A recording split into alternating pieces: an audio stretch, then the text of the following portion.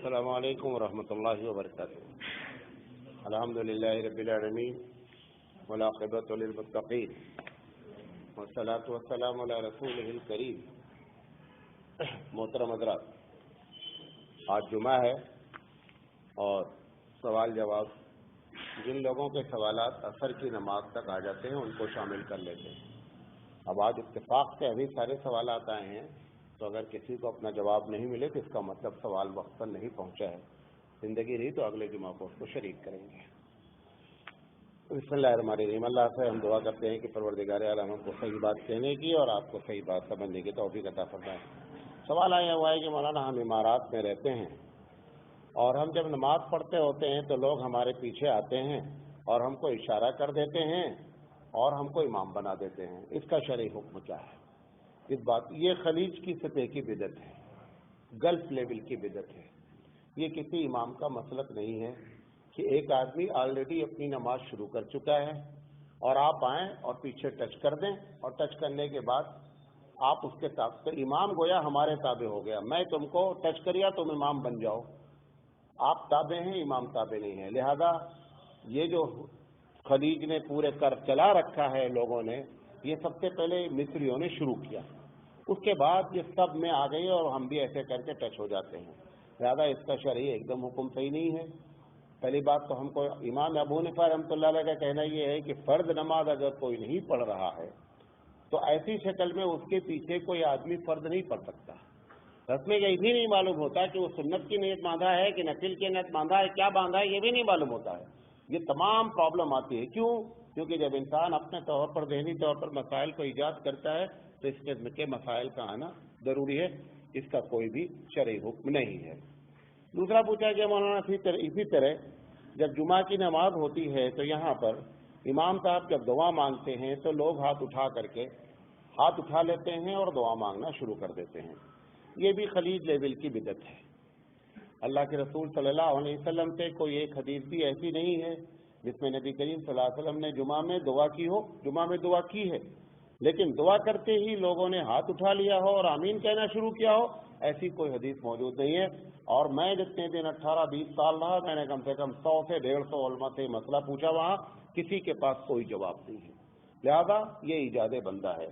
ہمارے ہاں چاروں امام کا اس بات پر اتفاق ہے، اذا خرج الامام، جب امام ممبر کے لیے نکل پڑے، خطبہ شروع کرنا تو درکنار ہے، ممبر کے سے جانے لگا، اب کوئی بات چیت نہیں ہو سکتی ہے۔ جیسے آپ نماز میں ہو، ایک آدمی دعا کرتا ہے ربنا آتنا کی آیت پڑھتا ہے تو پیچھے والے کو آمین کہنے کی اجازت نہیں ہے، ایسے ہی خطبہ بھی نماز کا حکم رکھتی ہے، اس میں بھی اجازت نہیں ہے، غلط ہو رہا ہے۔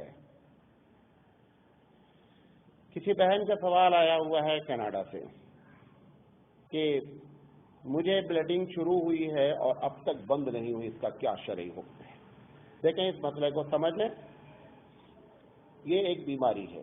اب اگر پہلے دن ہی کسی آدمی کو پیریڈ شروع ہوا ہے اور اس کے بعد بند ہی نہیں ہو رہا ہے تو گویا کہ پہلے 10 دن تو مانے جائیں گے پیریڈ کے ہیں، پھر 15 دن مانے جائیں گے کہ عورت پاک ہے، پھر 10 دن مانے جائیں گے پیریڈ کے ہیں، پھر 15 دن پاک ہیں، ایسے ہی کنٹینیو 10 دن پیریڈ، 15 دن اپنے آپ کو پاک مانے گی اور اس 15 دن میں نماز پڑھتی رہے گی، بھلے بلیڈنگ ہوتی رہے۔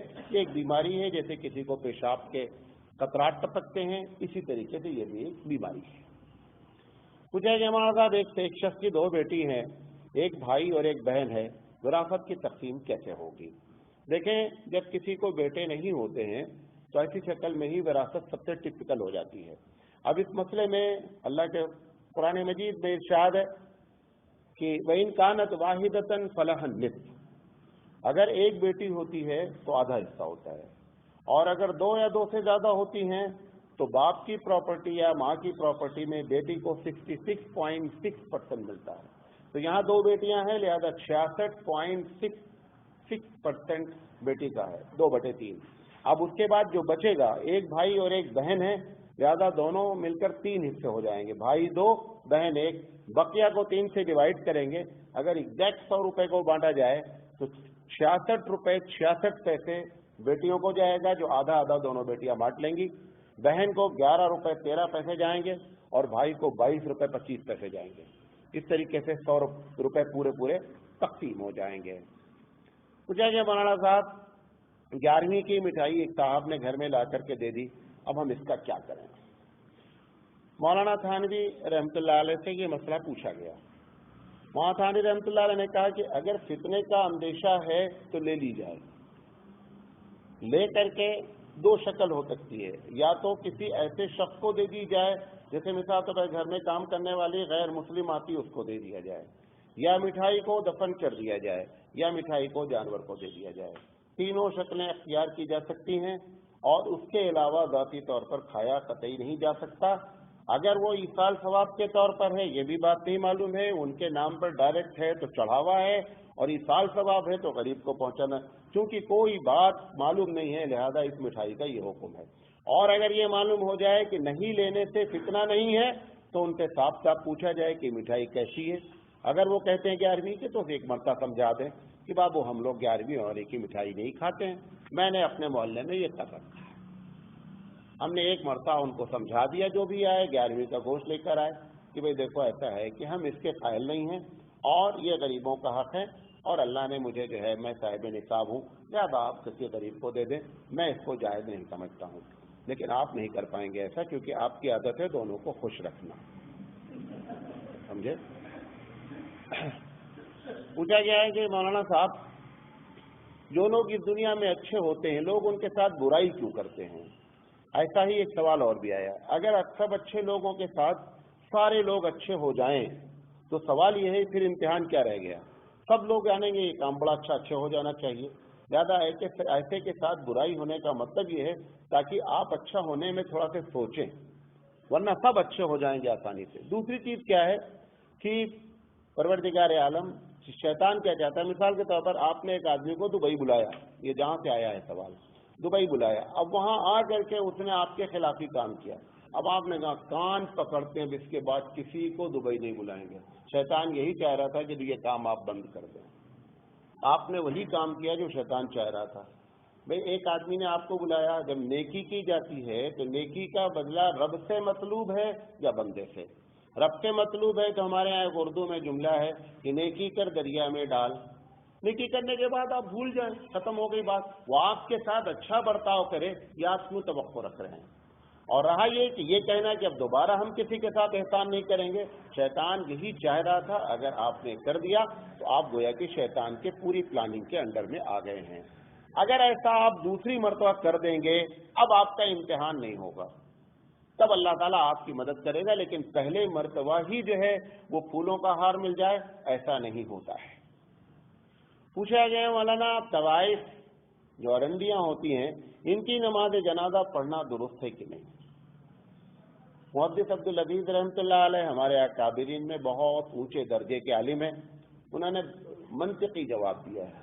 انہوں نے کہا کہ وہ زانیہ جس کی وجہ سے بنی ہے اس کے بارے میں تو کبھی سوال تم نے نہیں کیا، مطلب جو زنا کر رہا ہے اس کی نماز جنازہ نہ پڑھی جائے اس پر تو کوئی سوال نہیں ہوا، اگر اس کی پڑھی جا سکتی ہے تو اس کی پڑھنے میں کیا اس کی پڑھی جا سکتی؟ منطقی جواب ہے، سمجھے نہیں سمجھے؟ منیار صاحب ایسی باتیں فٹ سے سمجھ جاتے ہیں۔ پوچھا گیا ہے کہ مولانا صاحب فی الحال میرے پاس کوئی کام نہیں ہے، فائننس کی کمپنیاں مجھے آفر کر رہی ہیں کہ آپ ہمارے ایجنٹ بن جائیں، ہم آپ کو تنخواہ بھی دیں گے اور کمیشن بھی دیں گے، اب ایسی حالت میں میں کیا کروں؟ اگر یہ فائننس کمپنی، یقینی بات ہے ہندوستان کی جتنی فائننس کمپنی ہے سب سود پر چلتی ہیں، اگر اسے معلوم ہے کہ مجھے کوئی جاب نہیں مل رہی ہے تو ایسی شکل میں جاب لے لے، یہ سمجھ کر کے کہ ہر لمحے مچھلی کی طرح تڑپتا رہے کہ مجھے جاب بدلنی ہے، اطمینان اختیار نہیں کرے چاہے پوری زندگی اسی میں گزر جائے، جاب نہ ملے، لیکن ایک لمحہ بھی ایک دن بھی اس کا ایسا نہیں ہونا چاہیے کہ 100-200 روپے کم بھی ملیں گے تو بھی اللہ ہم جاب چھوڑ دیں گے، اس نیت سے اگر وہ کر لے گا تو جائز ہو جائے گا۔ پوچھا گیا ہے کہ مولانا صاحب قائد اخیرہ میں بغیر سلام پھیرے ہوئے وضو ٹوٹ گیا، اب نماز دہرانا ہے یا نہیں؟ یعنی کہنا یہ ایک دم آخر میں ہم تھے اور وضو ٹوٹ گیا، آخر میں تھے وضو ٹوٹ گیا، جا کر وضو کر کے آ جاؤ، سلام پھیر دو، ختم ہو گئی بات، نماز دہرانے کی کوئی ضرورت نہیں ہے، آپ جائیں وضو کریں اور وضو کر کے آ کر کے کیا کریں، پھر سے سلام پھیر دیں۔ پوچھا گیا ہے کہ مسلمان میں سے جو لوگ ٹرسٹ وغیرہ کی دکان کرائے پر لیتے ہیں اور وہ دوسروں کو کرائے پر دے دیتے ہیں، اس کا کیا حکم ہے؟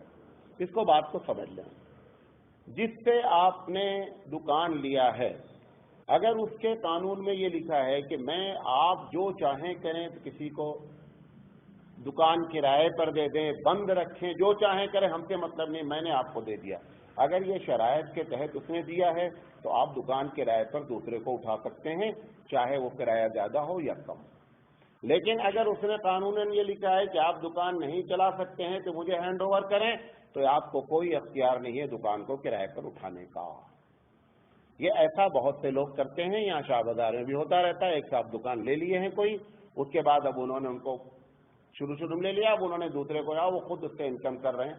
اگر ٹرسٹ کے اصول ہیں ویسے تب تو ٹھیک ہے، اور اگر ٹرسٹ کے اصول نہیں ہیں تو یہ جو زیادہ لیا جا رہا ہے جائز نہیں ہے۔ اسی طریقے سے خود کچھ ڈپازٹ دیتے ہیں اور دوسرے کو جب کرائے پر اٹھاتے ہیں تو زیادہ ڈپازٹ لیتے ہیں، تو اس میں بھی وہی ہے کہ مالک جو اصل ہے دکان کا، اس کی طرف سے اگر پرمیشن ہے تو ٹھیک ہے، ادروائز الاؤڈ نہیں ہے۔ پوچھا گیا مولانا صاحب کہ اگر کسی آدمی نے زکوٰۃ کی رقم سے مدد کی کہ میں تم کو پڑھا رہا ہوں، تم دین کی خدمت کرنا جیسا ہم چاہیں گے، اس نے زکوٰۃ کی رقم لے لی، بعد میں اس نے انکار کر دیا کہ میں اپنی مرضی سے جو کام کروں گا، تو کیا زکوٰۃ کی رقم واپس لے سکتے ہیں کہ تم میری مرضی کے تحت تم نے کام نہیں کیا؟ ایک دم واپس نہیں لے سکتے ہیں۔ زکوٰۃ میں شرط لگانا ہی غلط ہے۔ آپ مالک بنا دیں، آپ اس کو ترغیب دلائیں کہ دیکھو میں تمہارے اوپر خرچ کر رہا ہوں، تم دین حاصل کرو، دین کی خدمت کرو، جو بھی آپ ترغیب دیں، آپ کنڈیشن قطعی نہیں رکھ سکتے ہیں۔ اور اگر کنڈیشن رکھ کر کیا ہے تو آپ کی کنڈیشن باطل ہے، اور اگر زکوٰۃ دینے کے بعد دوبارہ زکوٰۃ واپس لے لی گئی تو اس کا مطلب نہ زکوٰۃ ادا ہوئی اور 2 گنا بیک وقت ہوئے۔ نمبر 1، اگر ہدیہ مانا تھا تو ہدیہ کو واپس لینا ایسے ہے جیسے کتا کہہ کرے اور چاٹے، حدیث میں آتا ہے۔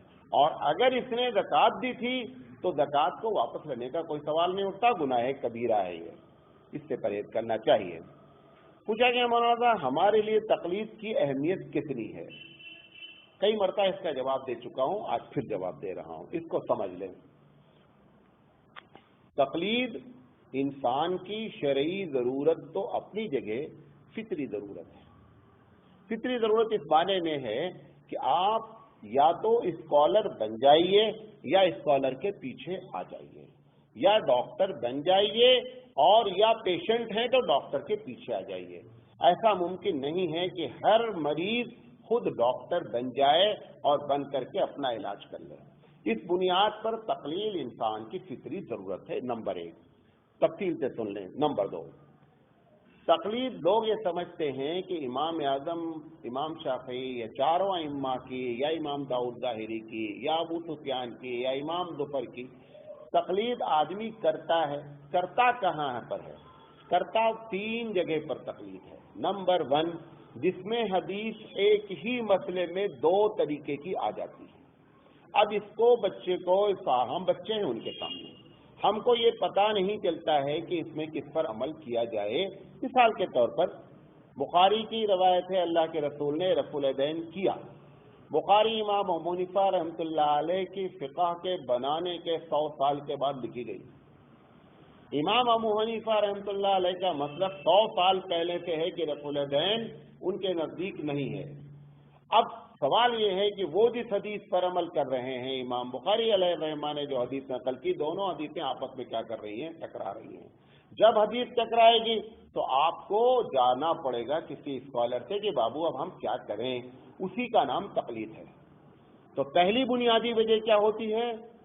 سیم میٹر میں حدیث آ گئی اور حدیث میں دونوں میں کیا ہو رہا ہے؟ اختلاف ہو رہا ہے، آپ مجبور ہیں، آپ کو تقلید کرنی ہی کرنی ہے۔ اب آپ کہہ سکتے ہیں کہ صاحب یہ معلوم کر لیں کہ حدیث صحیح کون ہے، اس پر سب لوگ عمل کر لیں۔ اب بخاری کا درجہ یقینی بات ہے۔ سوال یہ ہے کہ بخاری سے پہلے کا مسئلہ ہے، یہ بخاری صحیح ہے، یہ ڈیسائیڈ بعد میں ہوا ہے۔ ابو حنیفہ رحمۃ اللہ علیہ کا مسئلہ 100 سال پہلے کا ہے، جب بخاری پیدا بھی نہیں ہوئے تھے۔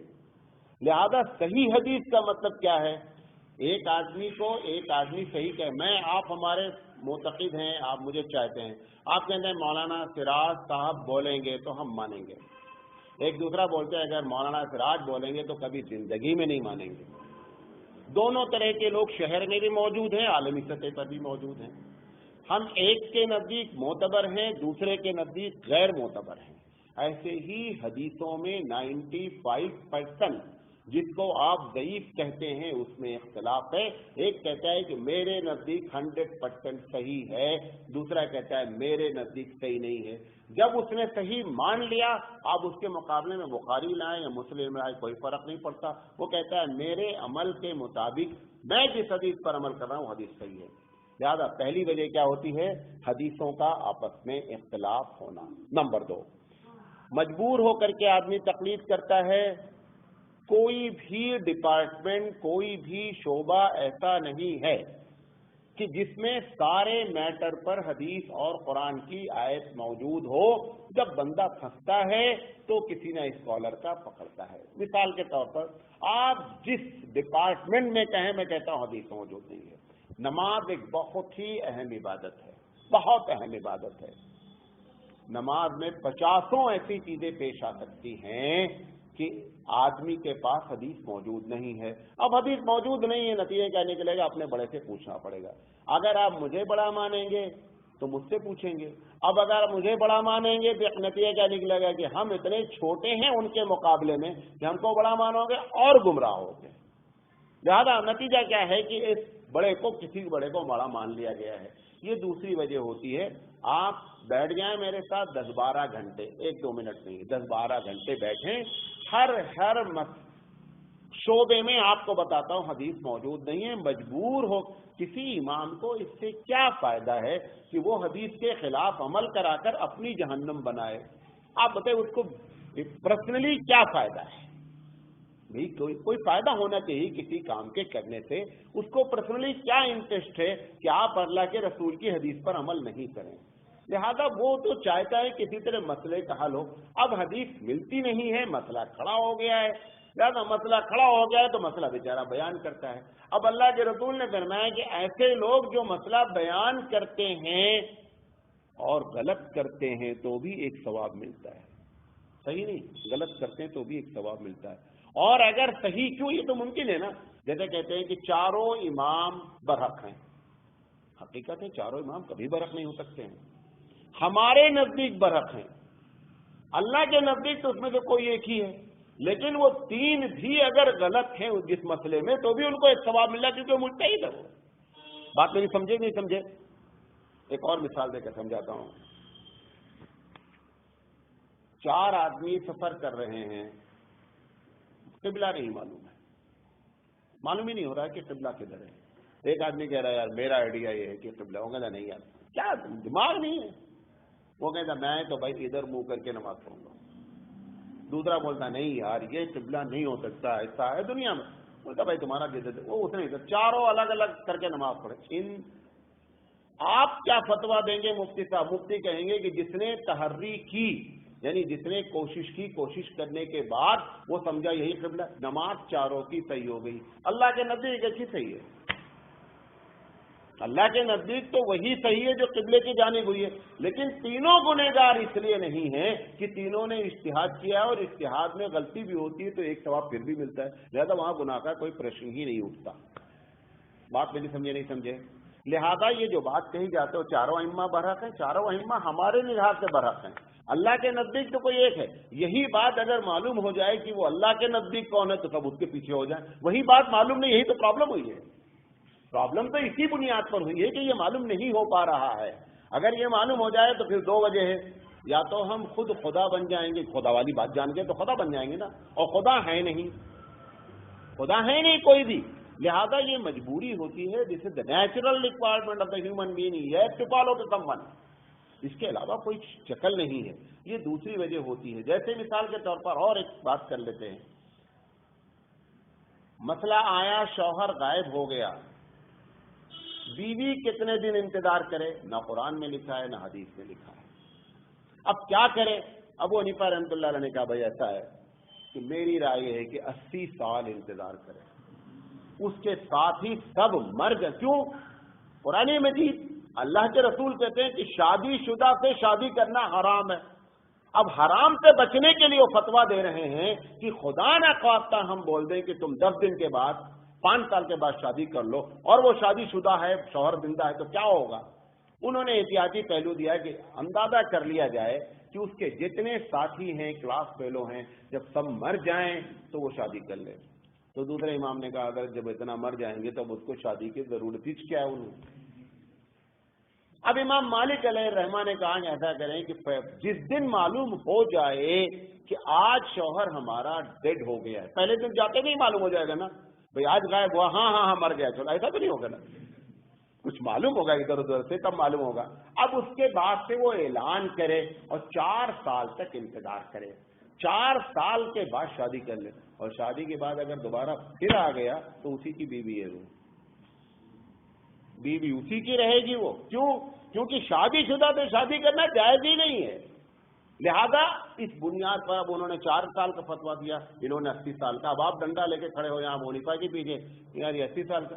انہوں نے احتیاط کی ہے، ان سے کہہ دیا 4 سال کا، اور 4 سال کے بعد آگے آپ بولتے ہیں ہاں ابو حنیفہ کا فتویٰ تو بہت صحیح تھا یار. تو یہ دوسری بنیادی وجہ ہوتی ہے کہ جہاں پر احادیث مسئلے میں موجود نہیں ہوتی ہیں. اور آپ کی اطلاع کے لیے آپ کو وثوق سے یہ بات بتانا چاہتا ہوں کہ کوئی بھی فیلڈ نہیں ہے. آج کل ہمارے پاس ایسے مسائل آتے ہیں کہ ایک دم حدیث ہم نہیں ملتی ہے، مجبور ہو کر کے کیا کیا جاتا ہے، مسئلہ بیان کیا جاتا ہے. وہ مسئلہ بھی حبیب مصطفیٰ کے اشارے پر بیان کیا جاتا ہے. جب حبیب مصطفیٰ صلی اللہ علیہ وسلم نے پوچھا کہ اے معاذ بن جبل تم گورنر بن کے جا رہے ہو، مسئلہ تمہارے سامنے آئے گا، ہاؤ یو ول ڈیسائیڈ، آپ اس کو فیصلہ کیسے کریں گے؟ انہوں نے کہا میں قرآن سے فیصلہ کروں گا. اگر حضور نے فرمایا، دیکھیے کیوں حضور سوال کر رہے ہیں، حضور کو خاموش ہو جانا چاہیے تھا. انہیں معلوم ہے کہ قرآن میں سارے مسائل ذکر نہیں ہیں. کہا معاذ بن جبل اور قرآن گائیڈ نہیں کرے گا تب کیا کرو گے؟ کہا آپ کی سنت دیکھیں گے. اس میں پھر حضور نے سوال کیا، اس کا مطلب حضور کو معلوم ہے کہ سارے مسائل نہیں پیش آ گئے. انہوں نے کہا اللہ رسول نے کہا کہ سنت میں نہیں ملیں گے تو کیا کریں گے؟ تو معاذ بن جبل رضی اللہ تعالیٰ عنہ نے فرمایا کہ ہم ایسا کریں گے، اس کے سملر مسئلہ دیکھیں گے. جیسے میں نے آپ کو بتایا کہ مہندی جو آج کل عورتیں لگا رہی ہیں اور وہ مہندی کوٹڈ ہو رہی ہے اور چھوٹ رہی ہے، ہم نے اس کو قیاس کیا اس حدیث پر جس پر حضرت عائشہ صدیقہ رضی اللہ تعالیٰ عنہ کی ہے کہ انہوں نے آٹا سانا اور آٹا ساننے کے بعد روٹی پکائی، وضو کیا، روٹی پکائی، اور روٹی پکانے کے بعد انہوں نے دیکھا کہ ہمارے انگوٹھے پر آٹا لگا ہے. انہوں نے کہا کہ وضو نہیں ہوا. تو کوٹڈ چیز تھی، ہم نے اٹھا کر کے نیل پالش این مہندی کو اٹھا کر کے قیاس کیا. لہٰذا حضرت معاذ بن جبل رضی اللہ تعالیٰ نے فرمایا کہ ہم سملرٹی دیکھیں گے مسئلے میں. اور حضور نے فرمایا اگر سملرٹی بھی نہیں ملے معاذ کیوں، یہ ساری بات ایک منطقی بات ہے، جیسے پرابلم آئے گی دنیا میں. تو انہوں نے کہا اللہ رسول پھر میں کیا کروں گا؟ بدھی لڑائیں گے، اپنی عقل لڑائیں گے. حضرت معاذ بن جبل رضی اللہ تعالیٰ جب بدھی لڑے تو حضور کو کیا کہنا چاہیے؟ معاذ ایسا قطعی نہیں کرنا، ایسا قطعی نہیں کرنا. لیکن اللہ کے رسول نے فرمایا کہ شکر ہے اس مالک کا جس نے رسول کے رسول کو، کیونکہ وہ ان کے میسنجر بن کے جا رہے ہیں، رسول بمانا میسنجر کے یہاں پر کہا، جس نے رسول کے رسول کو صحیح بات سمجھائی. الگ الگ حدیثوں میں الگ الگ الفاظ ہیں. اسی بنیاد پر یہ چاروں ائمہ اپنی رائے کرتے ہیں. اگر یہ معاذ بن جبل کی حدیث موجود نہیں ہوتی تو قرآن حدیث کے علاوہ تیسری کوئی چیز دلیل بن سکتی ہی نہیں تھی، چاہے تمہارا مسئلہ پھنسا رہتا، چاہے جو کچھ ہوتا. لیکن چونکہ اسلام ٹل ٹو لاسٹ ڈے تک کے مسائل کو حل کرنے کے لیے آیا ہے، لہذا یہ مسئلہ حل کرے گا. اور میری بات یہ دوسری بنیادی وجہ ہوتی ہے. اور تیسری بنیادی وجہ یہ ہوتی ہے مسئلے میں کہ حدیث آ گئی ہے، یہ سمجھ میں نہیں آ رہا ہے کہ پہلی کون ہے اور بعد کی. جس نے جس کو پہلی مان گیا اس پر عمل کرے گا، بعد والے کو منسوخ قرار دے دے گا کہ یہ سرکولر بعد میں آیا ہے، لہذا بعد والا فالو کیا جائے گا، پہلے والا سرکولر کینسل کیا جائے گا. یہ 3 بنیاد ہوتی ہے جہاں پر لوگ تقلید کرتے ہیں. ورنہ یہ کوئی بھی امام تقلید ہم جو کرتے ہیں، فجر کی نماز 2 رکعت ہے، کسی ابو حنیفہ کی بات نہیں مانی جاتی، نہ امام شافعی کی بات مانی جاتی ہے. اللہ کے رسول نے فرمایا 2 رکعت ہے. کیوں؟ کیونکہ حدیث موجود. ہم کو کیا ضرورت امام کے پیچھے ڈنڈا لے کر بھاگنے کی؟ ہم امام کے پیچھے جاتے ہیں ان 3 مسائل میں. میں بات اپنی سمجھا پا رہا ہوں کہ بتا رہا ہوں جنہوں میں کیا کیا کچھ نہ سمجھے خدا کرے کوئی والی بات ہے. بات سمجھ میں آ رہی؟ یہ وجہ ہوتی ہے بابو تقلید کرنے کی. دوسرا سوال انہوں نے کیا اگر کوئی مقلد نہ ہو تو کیا گنہگار ہوگا؟ گنہگار قطعی نہیں ہوگا. بھٹکے گا وہ الگ بات ہے. بھٹکنے کی وجہ سے گنہگار ہوگا. اس وجہ سے ہم اس کو نہیں کہہ سکتے کہ نہیں صاحب آپ چاروں امام میں سے کسی کو نہیں مانتے لہٰذا آپ گنہگار ہیں جیسا کہ ہمارے لوگ یہ بات کہتے ہیں. یہ بات بھی صحیح نہیں. لیکن سوال یہ ہے کہ وہ کہہ رہا ہے مقلد سب ہے کہاں سے لا رہا ہے مسئلہ؟ ایک کسان ہے اپنے آپ کو کہتا ہے میں اہل حدیث ہوں, پڑھا لکھا کچھ بھی نہیں. کس کی تقلید کر رہا ہے؟ کسی نے کسی تو کر رہا ہے. کہاں سے بیچارہ لائے گا؟ جو حل کے جوتنے سے حدیث تو نہیں سمجھ میں آ جائے گی.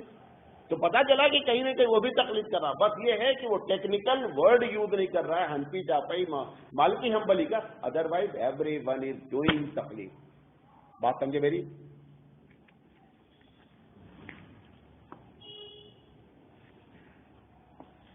یہ بات جو سوال آیا ہے اس کو بھی ذرا غور سے سن لیں. یہ بہت پرابلم بڑھتی جا رہی ہے. یہ پوچھا گیا مولانا صاحب کرسی پر نماز پڑھنے کا کیا حکم ہے اور کرسی کب استعمال کرنی چاہیے؟ یہ مسجدوں میں آج کل چرچ کا کلچر پیدا کر دیا گیا. یہ بہت تشویشناک بات ہے. اب یہ بنگلور اور بڑے بڑے شہروں میں ایک مسجد میں 40 50 کرسیاں رکھی ہیں اور 50 اسٹاک میں رکھی ہوئی ہیں. یہ ایک دم مسئلہ غلط لوگ سمجھ رہے ہیں, غلط بیان ہو رہا ہے. بیان نہیں ہو رہا ہے بلکہ لوگ اس میں اپنے طور پر ساری چیزیں کرتے ہیں. میں کہہ رہا ہوں اس مسئلے کو پوری بات سمجھ لیں. پوری دنیا میں یہ کلچر کرسچن کلچر سے آ رہا ہے اور چرچ کا کلچر مسجد کو ڈسٹرب کرنے جا رہا ہے, بلکہ کر چکا ہے. سب سے پہلی بات پوری بات سمجھیں اور نوٹ کریں اس کو, اور جہاں پر جس مسجد میں آپ ہیں بھیا منا کہہ کر ان کو سمجھائیں اور بتانے کی کوشش کریں. ہم جو باتیں کر رہے ہیں یہ فرض کے بارے میں کر رہے ہیں, سنت و نفل کے بارے میں بات نہیں کر رہے, صرف فرض نماز اور کرسی. سب سے پہلی بات سمجھ لیں, کرسی اس آدمی کو استعمال کرنے کی اجازت ہے جو زمین پر بیٹھ کر نماز نہیں پڑھ سکتا. پہلے یہ ہم نہیں ڈیسائیڈ کریں گے, اس کو خود یہ فیصلہ کرنا ہے کہ میں زمین پر بیٹھ سکتا ہی نہیں, لہذا اب نہیں بیٹھ سکتا. اب نہ بیٹھ سکنے کے بعد دوسرا معاملہ ہے کہ بیٹھ تو سکتے ہیں لیکن سجدہ نہیں کر سکتے. ایسا بھی ہو سکتا ہے کہ زمین پر بیٹھ سکتا ہے لیکن سجدہ نہیں کر, تو زمین پر بیٹھے گا, سجدہ اشارے سے کرے گا. اب وہ سجدے کے اشارے میں کیا, جب اشارہ آپ نے کہہ دیا تو ایکشن کوئی نیسیسری نہیں ہے. اب وہ لوگ بیچارے کیا کر رہے ہیں, چونکہ ہر آدمی اپنے طور پر عمل کر رہا ہے نا. کوئی آدمی زمین پر دونوں ہاتھ رکھ کر سجدہ کر رہا ہے, کوئی کرسی پہ بیٹھا ہے تو ہاتھ آگے نکال کر سجدہ کر رہا ہے. جب اشارے سے سجدہ ہو گیا اور اشارے کے 5 چیزیں جو سجدے میں ٹچ ہونا چاہیے وہ زمین پر ٹچ نہیں ہو رہی ہیں, اشارہ ہے, ایکشن کی پھر کوئی ضرورت نہیں ہے. رکوع اور سجدے کے مقابلے میں آپ تھوڑا سے کیا ہے آگے جھک جائیں, لیکن وہ جو جھک رہے ہیں بعض لوگ ہاتھ اپنا آگے نکال رہے ہیں. تو سب سے پہلی بات, کرسی پر کون بیٹھے گا؟ جو زمین پر بھی بیٹھنے کی قدرت نہیں رکھتا ہے, نمبر 1. دوسرا, اگر آدمی سجدہ نہیں کر سکتا ہے, بیٹھ سکتا ہے, بیٹھ کر نماز پڑھے گا, سجدہ اشارے سے کرے گا. نمبر 1 کلیئر ہوئی بات. نمبر 2, اب بعض لوگ کیا کر رہے ہیں, کرسی رکھے ہیں کھڑے ہو جائیں گے, یہ قیام کھڑے ہو کے کر رہے ہیں. اگر آپ یہ سمجھ رہے ہیں کہ ہم سجدہ کرنے کی پوزیشن میں نہیں ہیں, جو آدمی سجدہ کرنے کی قدرت نہیں رکھتا قیام کی فرضیت ساقط ہو جاتی ہے, قیام ختم ہو جاتا. اب آپ کو کھڑے ہونے کی کوئی ضرورت ہی نہیں ہے. اگر آپ نہیں بیٹھ سک رہے ہیں, کرسی کمپلسری ہو گئی ہے, آپ کھڑے کیوں ہو رہے ہیں؟ آپ کرسی پر بیٹھے رہیے. اب کھڑے ہونے میں پرابلم کیا کر رہے ہیں, وہ کھڑے ہونے میں پرابلم یہ کر رہے ہیں صف بنی ہے ایسی, یہ 1.5 فٹ آگے کھڑے ہیں بدھ کی طریقے سے. یہ دوسری بلنڈر مسٹیک ہو رہی ہے کہ آپ کیونکہ سب کو آپ ختم کر رہے ہیں. اب آپ جب کھڑے ہو سکتے ہیں, سجدہ آپ قدرت نہیں رکھتے, تو آپ کا قیام ساقط ہو چکا ہے. آپ ایسا کریں کہ آپ بیٹھ جائیں کرسی پر اور کرسی کو رکھیں صف والی لائن پر, یعنی کرسی کے پچھلے پائے وہاں ہو جہاں پر لوگوں کے پیروں کی ایڑیاں ہیں, اور اگلا پایا آگے ہوگا اور آپ بیٹھے رہیں گے تو سب ڈسٹرب نہیں ہوگی. لیکن اگر کرسی کو تم نے رکھا ہے ایسے کہ اس کا پچھلا پایا لوگوں کی ایڑیوں کے ساتھ ہے اور آپ اگلے پائے کے آگے کھڑے ہیں تو آپ سب کو ڈسٹرب کر رہے ہیں, لہذا یہ غلطی ہو رہی ہے. تو اگر قیام آپ کر رہے ہیں اس کا مطلب سجدہ کرنے کی قدرت ہے. اگر سجدہ کرنے کی قدرت ہے تو پھر ایسی باتیں پر قیام کریں, اور سجدہ کرنے کی اگر قدرت ہے تو بیٹھ کے کیوں نہیں کرنے. پھر لہٰذا اس مسئلے کو سمجھنے کی کوشش کریں کہ مسجد میں یہ ایک کلچر ایک دم مطلب انجانے میں لوگوں نے لا کر کے ڈال دیا ہے اور فیشن بنتا چلا جا رہا ہے. جو مجبور ہیں ان کے لیے کوئی مسئلہ نہیں ہے. دونوں مجبوری کی بات بتا دی. تو اب لے دے کر کے کرسی کب استعمال ہوگی؟ نمبر 1 بیٹھنے پر قادر نہیں. نمبر 2 بیٹھ سکتا ہے سجدے پر قادر نہیں تو بھی نہیں استعمال کر سکتا. زمین پر بیٹھے گا سجدہ کرے گا اور کرسی استعمال نہیں کرے گا. اگر بیٹھنے پر قادر نہیں ہے تو اب وہ کرسی استعمال کرے, اور اگر جب کرسی استعمال کر رہا ہے تو اب کھڑے ہونے کی کوئی ضرورت نہیں رہے گی. سب کو بگاڑنے کا کوئی فائدہ نہیں ہے. آدمی کو چاہیے کہ وہ کیا کرے کہ وہ بیٹھ جائے, کیونکہ آپ سجدہ کرنے کی پوزیشن میں نہیں ہیں, آپ کے اوپر سے قیام کی فرضیت ثابت ہو چکی ہے. واللہ عالم بالصواب. سمجھ گئے بات؟ اچھا, سوال بہت ہیں. ایک صاحب نے لکھا مولانا شرم بہت آتی ہے لیکن مسئلہ پوچھنا بھی ہے. پوچھا گیا کیا بیوی کے ساتھ برہنہ لیٹا جا سکتا ہے؟ لیٹا جا سکتا ہے. کل آپ کو بتا دیا تھا کہ ہننا لباس لکم وانتم لباس لہن, اس میں کسی قسم کی کوئی پابندی نہیں ہے. پوچھا گیا کیا قربانی کا گوشت غیر مسلم کو دے سکتے ہیں؟ دے سکتے ہیں. پوچھا گیا مولانا استسقاء کی نماز کیسے پڑھی جائے گی؟ استسقاء کی 2 رکعت نماز پڑھی جائے گی. اگر دعا سے نہیں ہوا ہے نماز پڑھنا ہے تو 2 رکعت نماز پڑھیں گے, جہری پڑھیں گے, نفل کی طرح پڑھیں گے لیکن جہری پڑھیں گے. دن میں پڑھیں گے, جہری پڑھیں گے. پوچھا گیا مولانا صاحب قرآن مجید بعض امام ہمارے یہاں امام نے اس طریقے سے پڑھا کہ ویل لکل ہمزۃ کہنے کے بجائے ہمزۃ کہہ دیا اور ہمزۃ لمزہ, معنی میں کچھ بھی فرق نہیں ہوا. یہ جہاں جہاں قرآن مجید میں چھوٹا سا نون لگا رہتا ہے اگر وہاں پر کوئی آدمی اس نون کو نہیں استعمال کرے گا, آگے نون آ رہا ہے وہ بھی پوچھا ہے, معنی میں کوئی فرق نہیں پڑتا ہے. تجوید کے قاعدے کے لحاظ سے غلط ہوا ہے, نہ نماز پہ فرق پڑتا ہے نہ معنی پہ کوئی فرق پڑتا ہے. پوچھیں گے مولانا صاحب میں یہ آپ سے پوچھنا چاہتا ہوں کہ اللہ سے میں محبت کرتا ہوں, اس کی پہچان کیا ہے؟ ٹپیکل سوال ہے, مشکل ہے. حضرت کا جواب ہے مولانا تھانی رحمۃ اللہ علیہ کا. مولانا تھانی رحمۃ اللہ علیہ نے جواب دیا ہے کہ اگر آپ کو یہ جانچنا ہے کہ میں اللہ سے محبت کرتا ہوں تو انہوں نے کہا ہے کہ جب کسی پر ظلم ہو تو آپ کو تکلیف ہو تو سمجھ جانا آپ کو اللہ سے محبت ہے. چاہے انسان پر ظلم ہو اور چاہے جانور پر ظلم ہو, چاہے پودے پر ظلم ہو, کسی چیز پر ظلم ہو تو آپ کو اندر سے کڑھنا چاہیے. اگر کڑھنے کی کیفیت ہے اٹ مینس آپ اللہ کو چاہتے ہیں. پوچھا گیا مولانا صاحب بینک کو اے ٹی ایم کے لیے کرائے پر دینا کیسا ہے؟ اب تک کا جو فتویٰ ہے وہ جائز نہیں ہے. جیسے بینک کے لیے دینا جائز نہیں ایسے اے ٹی ایم کے لیے بھی دینا جائز نہیں ہے. پوچھا گیا مولانا صاحب بری چیز اچھی کیوں لگتی ہے؟ جتنے گناہ ہیں 2 چیزیں ہیں گناہ میں, اٹریکٹیو ہیں اور چارمس ہے ان کے اندر, کرنے میں بھی اچھا لگتا ہے اور دیکھنے میں بھی کبھی کبھی اچھا لگتا ہے. اللہ کے رسول صلی اللہ علیہ وسلم نے فرمایا کہ جہنم کو گھیرا گیا ہے ان چیزوں سے جو آپ کو بہت پسندیدہ ہے. یعنی جہنم میں کوئی جانا چاہتا ہے تو جتنے گناہ ہیں وہ آپ کر لیں اپنے آپ جہنم میں چلے جائیں گے. میں اس کی مثال ایسے دیا کرتا ہوں کہ فیل ہونے کے لیے کسی محنت کی کوئی ضرورت نہیں ہے, نہیں بہت لیبر کرنا پڑتا, کچھ بھی نہیں کرنا پڑتا. جہنم میں جانے کے لیے کچھ کرنا نہیں ہے, بہت آسانی سے بندہ جا سکتا. کیوں؟ جتنی چیزیں ہیں وہ سب اٹریکٹیو ہیں. ایسا اللہ نے رکھا کیوں ہے؟ اگر ایسا نہیں رکھا گیا تو امتحان ختم ہو جائے گا. کیا ہو جائے گا؟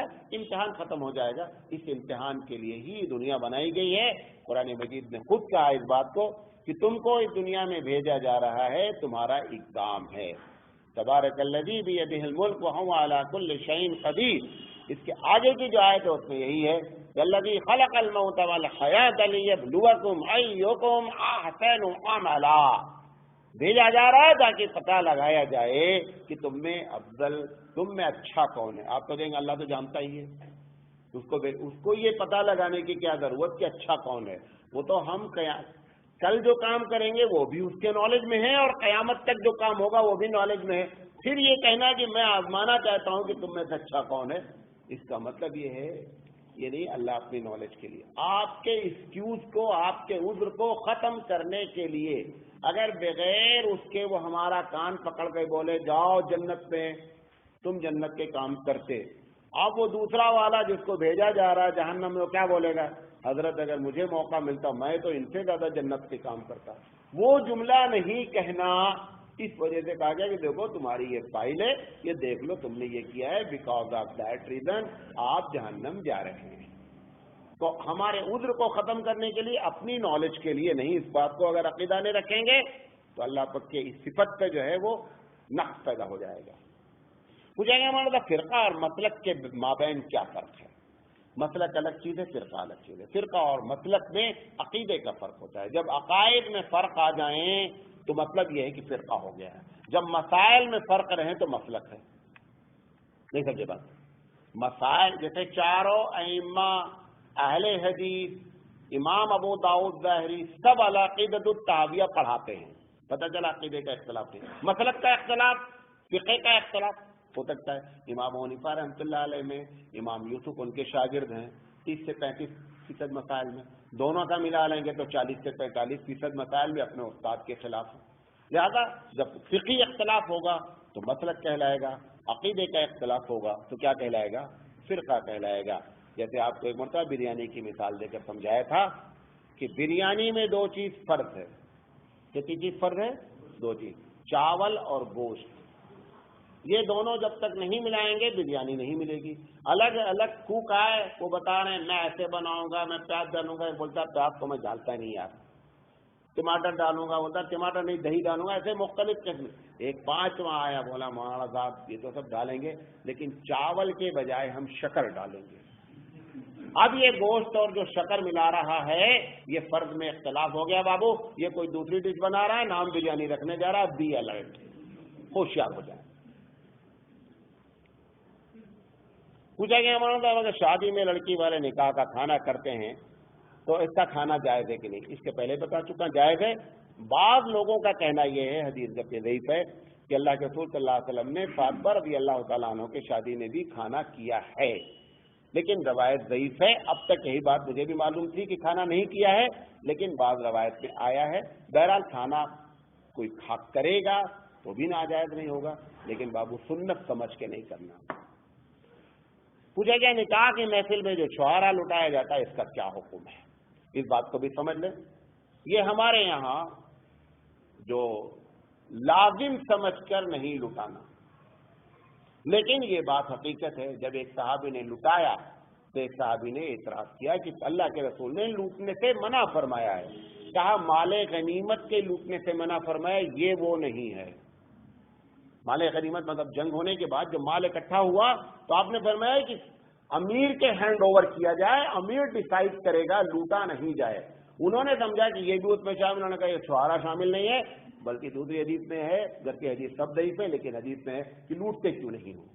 لہذا جو لوگ لٹا دیتے ہیں لٹا سکتے ہیں۔ ہمارے یہاں اکابر دیوبند کا یہی مسلک ہے کہ اس حدیث کی بنیاد پر کہ ہلکا سا لٹایا جا سکتا ہے، لیکن جو شکر لے کر کے رکھتے ہیں وہ لٹاتے ہیں، وہ مسجد کی بے حرمتی نہیں ہونی چاہیے۔ پوچھا کہ ہمارا اگر بیوی سے پہلی رات کے وقت 2 رکعت پڑھنا سنت ہے، سنا ہے، میں نے نہیں پڑھا، آپ کیا کریں؟ اس میں دو پہلے تو سمجھ لو جو پڑھنا سنت ہے۔ پہلی رات میں 2 رکعت کے بارے میں 2 علماء کے 2 گروہ ہیں۔ کچھ لوگوں کا کہنا یہ ہے کہ کوئی حدیث ہی نہیں ہے، کچھ لوگوں کا کہنا ہے کہ حدیث ہے۔ ان کو وہ دوسرے گروپ سے ہیں، یہ حضرت دوسرے گروپ سے ہیں کہ پڑھنا چاہیے۔ اب یہ کہہ رہے ہیں میں نے نہیں پڑھا، بھائی فرض کی قضا ہوتی، سنت کی قضا نہیں ہوتی ہے، نمبر 1۔ اور اگر بہت شوق ہے تو تجدید نکاح کرو، پھر سہاگ رات بناؤ، پھر پڑھ لو، کیا پرابلم؟ ایسا بھی کیا جا سکتا ہے، سمجھے کیا؟ میں نے ایسا اچھا پوچھا گیا مولانا صاحب امام صاحب قرآن کو بہت ہی سنوار کر پڑھتے ہیں، مطلب وہ ان کا انداز نہیں ہے، ویسے پڑھتے لیکن جب پبلک میں پڑھاتے ہیں امامت کرتے ہیں تو بہت سنوار کر پڑھتے ہیں۔ اچھا اس میں جو تجوید جانتے ہیں وہ تو سنوارتے ہیں تو اچھا ہوتا ہے، جو تجوید نہیں جانتے وہ سنوارتے ہیں تو اتنا خراب کرتے ہیں کہ جی کہتا ہے نماز ہی توڑ دو۔ کیوں؟ انہیں معلوم تھا، انہوں نے سمجھ رکھا ہے کہ کھینچنا سنوارنا ہے، بھئی ہر جگہ کھینچنا نہیں سنوارنا ہے۔ اب مثال کے طور پر سورہ فاتحہ ہے، اب اگر سورہ فاتحہ میں انعمت علیہم، انعمت میں کھینچنا نہیں ہے، اب وہ قاری تو ہے نہیں، اسے تجوید تو معلوم نہیں، کھینچنا سوچ رکھا انعمت علیہم اب کہہ رہا۔ اب جو پیچھے کھڑا ہوا ہے جو عربی جان رہا ہے اور قاعدہ جان رہا ہے وہ دوسرا جان رہا ہے، ایک تھپڑ مارو کھینچ کر۔ کیوں؟ کیونکہ یہ آرٹیفیشل قاری بنا ہے، اسے کچھ اتا پتہ ہے نہیں۔ اگر قاری ہے اور سنوار رہا ہے تو دو مسئلے ہیں ناز کھولنے۔ اگر اس کے ذہن میں ذرہ برابر آ گیا کہ ہم کو دکھانا ہے گناہ ہے، نماز تمہاری ہو جائے گی، آپ اپنی نماز کی چنتا نہیں کریں۔ قاری صاحب کو گناہ، اور اگر اس لیے پڑھ رہا ہے کہ میرے اچھے پڑھنے سے لوگوں کو اچھا لگتا ہے، ان کو خوش ہو، تو ثواب ہے۔ دلیل دوسرے کی، پہلے بار میں شو مارنے کے لیے پڑھ رہا ہے کہ میں بڑا قاری ہوں تو گناہ ہے، اور اگر یہ کہ قرآن کو اچھا پڑھنے سے لوگوں کو اچھا لگتا ہے، لوگوں کا دل لگتا ہے، اگر یہ نیت کرے گا تو ثواب ہے۔ حضرت ابو موسیٰ عاشری رضی اللہ تعالی عنہ کے بارے میں نبی کریم صلی اللہ علیہ وسلم یہ پڑھ رہے تھے نماز تنہائی میں، زور زور سے پڑھ رہے تھے، اللہ کے رسول آئے، جب یہ نماز سے فارغ ہوئے تو کہا کہ آپ تو ماشاءاللہ ایسے پڑھ رہے ہیں جیسے حضرت داؤد علیہ السلام کی آواز ہے۔ ان کا اللہ کے رسول ہم نہ معلوم ہو جاتا نہیں تو ہمیں اور اچھا پڑھتے۔ کون کہہ رہا ہے؟ وہ صحابی کہہ رہے ہیں کہ اگر مجھے یہ بات معلوم ہو جاتی کہ آپ میرے پیچھے کھڑے ہیں تو میں اور اچھا پڑھتا۔ پتا چلا کہ اگر ریاکاری، چونکہ صحابی ریاکاری تو کر نہیں رہا، یہ کہہ رہا ہے کہ اللہ کے رسول کو اچھا لگے، لہذا اچھا لگنے کے نیت سے کریں گے تو ثواب ہوگا، ریاکاری کریں گے تو گناہ ہو جائے گا۔ بات سمجھے نہیں سمجھے میری بات؟ آدھا بولا تھا، پھنس گئے پھر امام لوگ، یہ تو مروا دیا مولانا نے۔ پوچھا گیا مولانا صاحب ایک عقیقہ کرنا ہے، میں پوری گائے کرنا چاہتا ہوں۔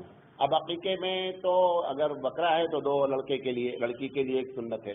یہ پوچھنا چاہ رہے ہیں کہ میں ایک گائے کرنا چاہتا ہوں اور لڑکے کی ایک دم کیا جا سکتا ہے؟ کوئی مسئلہ نہیں ہے۔ پوچھا گیا مولانا صاحب قربانی کا گوشت تقسیم کرنے کا کیا طریقہ ہے؟ دیکھو صحیح بات یہ ہے کہ قربانی کا گوشت کوئی صدقہ نہیں ہے۔ قربانی کا گوشت آپ کے گھر میں اتنے لوگ ہیں، پورا کھا لو، کوئی مسئلہ نہیں ہے۔ بہتر یہ ہے جو مستحب لوگوں نے لکھا کہ جب تمہارے یہاں قربانی ہوئی ہے تو کچھ غریبوں کو بھی دے دو، کچھ جو ہے رشتہ داروں کو دے دو۔ اب اس میں بعض لوگ سمجھتے ہیں ایگزیکٹ 3 حصہ کرنا ہے، بوٹی بھی ادھر ادھر نہیں ہونا، کلیجی بھی ادھر، ایسی کوئی بات نہیں ہے۔ اور سب سے بہتر یہ عید والے دن دعوت کر دو، رشتہ دار کو بھی بلا لو، پڑوسی کی بھی، سب لوگ مل کر کھا لیں، ختم ہو گئی بات، گوشت دینے کی ضرورت ہی نہیں ہے۔ تو کوئی ایسا ہارڈ فاسٹ رول نہیں ہے، لیکن بہتر یہ ہے کہ قربانی کا گوشت اپنے دیدوں کو بھی اور غریبوں کو بھی کھلانے کی کوشش کرے۔ مجھے ابراہیم علیہ السلام نے جب ان کے لوگوں نے کہا کہ آپ میلے میں چلیے تو انہوں نے کہا انی سقیم، تو یہ ابراہیم علیہ السلام جھوٹ بولے ہیں کیا؟ 2 جواب اس کا ہمارے علماء نے دیا ہے، انہی کو نقل کر رہا ہوں۔ یہ بھی ممکن ہے کہ حقیقت میں اس وقت ابراہیم علیہ السلام کو بخار رہا ہو، آج کی طرح پیراسیٹامال تو رہتا نہیں، 5 منٹ میں کہا آدھا گھنٹے بخار اتر، اندر سے بخار رہا ہو۔ دوسرا جواب یہ دیا گیا ہے کہ ان چیزوں کو دیکھ کر کہ اللہ کے بندے ہو کر کے اور بندوں کی پوجا کرتے ہیں، لہذا اندر سے روحانی طور پر بیمار تھے، اسی بات کا وہ ذکر کر انی سقیم، کہ میں روحانی لحاظ سے بیمار ہوں۔ اگر یہ بات مان لی جائے گی تو جھوٹ کا کوئی سوال نہیں، اور اگر اس کو اصلی معنی میں مان لیا، کیونکہ یہ قرآن نے کہیں نہیں لکھا ہے، وہ صرف حدیث میں آ گیا کہ ابراہیم علیہ السلام 3 مرتبہ جھوٹ بولے، وہاں پہ لوگوں نے اس کو لنک کیا، وہاں پہ صحیح حدیث ہے کہ ابراہیم علیہ السلام 3 مرتبہ جھوٹ بولے۔ اب وہ جو 3 مرتبہ جھوٹ بولے اور میں کہہ رہا ہوں کہ جھوٹ نہیں ہے، تو وہ جھوٹ بولے وہ ظاہری لحاظ سے کہا گیا، توریہ کیا گیا ہے۔ توریہ سمجھتے ہیں کہ دیکھنے میں آپ کو جھوٹ لگے اور جھوٹ نہیں ہو۔ بہار کا ایک معاملہ تھا، ایک بہت بڑے عالم تھے تو وہ جھوٹ نہیں بولتے تھے۔ بہار اور یو پی میں گائے کا کاٹنا منع ہے، کاٹی گئی گائے، کہا جب پکڑا گیا تو اس نے کہا میں نے بھینس کاٹی ہے، اب ان کے باپ بھی نہیں پکڑ سکتے گوشت کیونکہ چمڑا موجود ہی نہیں، چمڑا اس نے اڑا کر بھینس کا رکھ رکھا تھا۔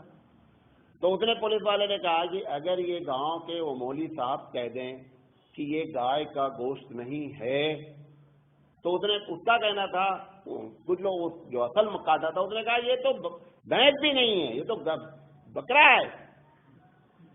اس نے کہا مولوی صاحب کو بلا، مولوی صاحب آئے، مولوی صاحب کے بارے میں مشہور تھا، مولوی صاحب جھوٹ بولتے ہی نہیں۔ مولوی صاحب آئے، انہوں نے کہا کہ بقرہ ہے یہ، میں کہتا ہوں۔ اب وہ جو پولیس انسپیکٹر تھا اس نے کہا اب آپ کہتے ہیں تو مان لیتا ہوں، بات ختم ہو گئی۔ اب لوگ کیا حضرت تمہیں تو جھوٹ نہیں بولتے تھے؟ انہوں نے کہا بقرہ کے معنی عربی میں گائے کے ہوتے ہیں، اس کا نام ہے توریہ، اس کا نام ہے توریہ۔ یہ سب کے بس کا نہیں کرنا، پتہ چلا تم جھوٹ کے چکر میں توریہ کر کے اپنے آپ کو پھنساؤ۔ حضرت قاسم نانوتوی رحمۃ اللہ علیہ کے نام انگریزوں نے وارنٹ جاری کر دیا۔ جب وارنٹ جاری ہوا تو پولیس ان کے پاس آئی۔ حضرت تو بہت بڑے عالم تھے قاسم نانوتوی رحمۃ اللہ علیہ، لیکن ایک ہلکی سی قمیض پہنتے تھے، لنگی پہنے ہوئے تھے۔ وہ آیا، اس نے کہا کہ آپ نے قاسم نانوتوی کو دیکھا ہے؟ اور جھوٹ وہ بھی نہیں بولتے تھے۔ انہوں نے پیچھے اشارہ کیا، ایک سیکنڈ پہلے یہیں تھے ابھی۔ اچھا وہ سمجھا جیسے ہوتا نا بھائی ابھی تھوڑی دیر پہلے یہیں تھے۔ پھر وہ آگے بڑھا، اس نے کہا میں پوچھ رہا ہوں آپ سے، آپ قاسم نانوتوی کو جانتے ہیں؟ انہوں نے کہا میں آپ کو ابھی بتایا، ایک سیکنڈ پہلے یہیں تھے وہ یہیں کہہ کے پیچھے چلا گیا، اپنا ڈھونڈتا رہا۔ قاسم نانوتوی رحمۃ اللہ علیہ چلے گئے۔ یہ بھی توریہ ہے، یہ بھی کیا ہے؟ توریہ ہے۔ تو یہ توریہ ہوتا ہے۔ پوچھا گیا مگر یہ تبارک پڑھنا صحیح ہے؟ یہ مجھے معلوم ہی نہیں بھائی۔ اب ایسی چیز نہیں پوچھو یار، جو قرآن حدیث میں رہے گا تو معلوم رہے گا نا، جب قرآن حدیث میں رہے گا تو کیا تبارک کیا ہے یہ معلوم ہے کیا؟ پھر مسلمان ہو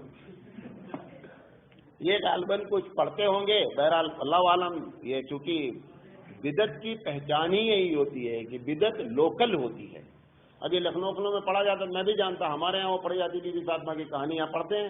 نہیں پڑھتے۔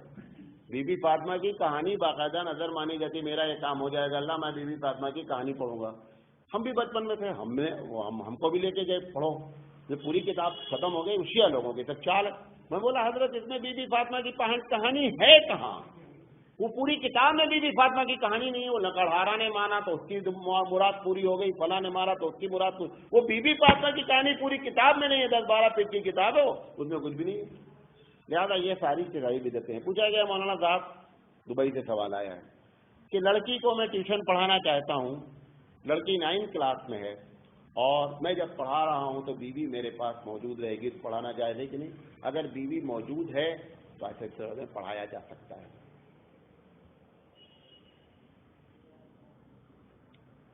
پوچھا گیا مولانا صاحب کیا قبلے کی طرف رخ کر کے کھانا بنا سکتے ہیں؟ بھائی قبلے کی طرف رخ کر کے تھوکنا منع ہے، کھانا نہیں منع ہے، کھانا بنایا جا سکتا ہے۔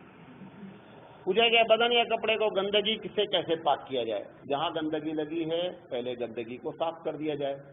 جب گندگی صاف ہو گئی تو لوگ سمجھتے ہیں اس کے اوپر 3 مرتبہ پانی ڈالنا ضروری ہے، یہ کہیں نہیں لکھا ہے۔ آپ کو 1 مرتبہ میں سنت طریقہ تو یہ ہے کہ گندگی صاف 3 مرتبہ پانی میں گندگی صاف ہو جانی چاہیے۔ یہ مطلب نہیں کہ 1 مرتبہ گندگی دھلنے کے لیے پانی بہاتے رہو پھر 3 مرتبہ برکتاً اس کے اوپر پانی ڈالو، یہ گندگی صاف کرنے کا طریقہ نہیں۔ گندگی دور کرنا مقصد ہے، پانی بہانا مقصد نہیں ہے۔ بعض لوگ ہوتے ہیں نا جتنے سے خود نہیں نہاتے اس سے زیادہ سے غسل خانے کو نہلاتے ہیں، خود سے کم سے نہاتے ہیں، غسل خانے کو زیادہ پانی لگتا ہے۔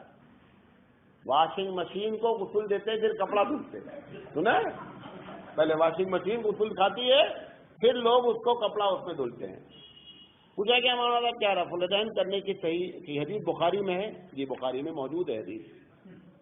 پوچھا گیا میں ہبلی والا ہوں، بنگلور میں جاب کرتا ہوں، جب میں ہبلی آؤں گا تو مولانا میرا کیا حکم ہے؟ دونوں مسئلہ سمجھ لیں، جب آپ بنگلور جائیں گے تو بھی سمجھ لیں اور جب ہبلی آئیں گے تو بھی سمجھ لیں۔ اگر ایک آدمی ہبلی کا نیٹو ہے، رہنے والا یہاں کا، اور بنگلور میں جاب کرتا ہے، اگر وہ 15 دن سے کم کے لیے بنگلور جاتا ہے تو بنگلور میں مسافر رہے گا، اور وہاں سے جب یہ گھر آئے گا چاہے 1 گھنٹے کے لیے آئے گا، ہبلی کی جیسے ہی بارڈر میں داخل ہو جائے گا مسافر نہیں رہے گا۔ جب جاب پہ جائے گا 15 دن سے اوپر ہو جائے گا مسافر ختم ہو جائے گا، 15 دن سے کم کی نیت پہ رہے گا مسافر رہے گا۔ پوچھا گیا مولانا صاحب دبئی سے سوال آیا کہ اگر والدین غلط راستہ اختیار کر چکے ہوں تو اولاد ان کو کس طرح روک سکتی ہے؟ دیکھیں اس بات کو یاد رکھیں کہ والدین ہر حال میں قابل احترام ہے. نمبر 1 وہ سب کچھ کر رہے ہوں تو بھی ہمارا احترام برقرار ہے. ہم ان کو سمجھانے کی کوشش کریں گے لیکن نہ سمجھانے میں غصہ ہوں گے نہ الفاظ غلط استعمال کریں گے. دونوں کنڈیشن کے ساتھ آپ اگر نہیں مانتے ہیں تو بھی قطع تعلق نہیں کر سکتے ہیں. حبیب مصطفیٰ احمد مصطفیٰ صلی اللہ علیہ وسلم نے سے پوچھا گیا کہ میری والدہ کے ساتھ ایسا معاملہ ہے. انہوں نے کہا کہ شرک کے علاوہ سب چیز میں تم ان کے ساتھ رہو. ان کو جواب نہیں دو سمجھا. لیکن شرک کی بات کریں تو لا طاعۃ لمخلوق فی معصیۃ الخالق. خرچہ پانی سب برداشت کرنا پڑے گا والد کا اور والدہ کا، لیکن سمجھاتے رہیں گے. ان دو چیزوں کا اہتمام. کب تک سمجھاتے رہیں گے؟ جب تک تم کو یہ شبہ نہ ہو جائے کہ اب میں سمجھاؤں گا تو اسلام سے انکار کر دے گا. اگر یہ شبہ ہو جائے تو اب تبلیغ روک دیں. کیا کریں؟ اب اسٹاپ کر دیں. کیوں تم وجہ نہ بن جاؤ ان کے کفر میں داخل ہونے کی. آخری سوال پوچھا گیا مولانا صاحب ضعیف حدیث اور صحیح حدیث میں کیا فرق ہے؟ دیکھیں یہ سوال ٹیکنیکل سوال ہے، مولویوں کا سوال ہے. حدیث صحیح اور حدیث ضعیف بہت وجہ سے ضعیف حدیث ہوتی ہے. پورا چارٹ یہاں لگا ہوا ہے کہ کب حدیث ضعیف ہوتی ہے اور کب حدیث صحیح ہوتی ہے. اتنا بتا دیتے ہیں کہ یہ جو لوگ مسئلہ بیان کرتے ہیں، چاروں ائمہ جو مسئلہ بیان کرتے ہیں، جب غور سے سنیے گا اس بات کو، جب یہ فرد کے بارے میں بات کرتے ہیں تو جو حدیث پیش کرتے ہیں وہ ان کے نزدیک اگر صحیح نہیں ہوگی تو مسئلہ بیان نہیں کریں گے. وہ سب جب کسی چیز کو بولیں گے آبلیگیٹری ہے، فرض ہے. نمبر 2 جب کسی چیز کے بارے میں بولیں گے حرام ہے، جو دلیل پیش کریں گے وہ دلیل حدیث ان کے نزدیک صحیح ہوگی. لہذا اس کے علاوہ اگر کسی مسئلے میں ضعیف حدیث ہے تو پھر کوئی مسئلہ کھڑا نہیں ہوتا ہے، سارے مسئلے جو ہے پھر برابر ہو جاتے ہیں. اللہ رب العزت سے دعا ہے کہ اللہ تعالیٰ کہنے سے زیادہ عمل کرنے کی توفیق عطا فرمائے. اگر کوئی بات غلط نکل گئی ہے تو رب الجلال معاف فرمائے. آمین یا رب العالمین.